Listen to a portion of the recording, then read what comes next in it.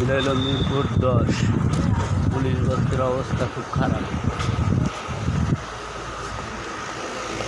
চারিদিকে সেনাবাহিনী আছে। মিরপুর 10-এর অবস্থা খুবই খারাপ, চারপাশে সেনাবাহিনী আওতায় নিয়ে আসছে সব কিছু। হাঁটার মতো চলার মতো কোনো নাই, পুরা ব্রিজটা পুরা চাই, ব্রিজে কিচ্ছু নাই,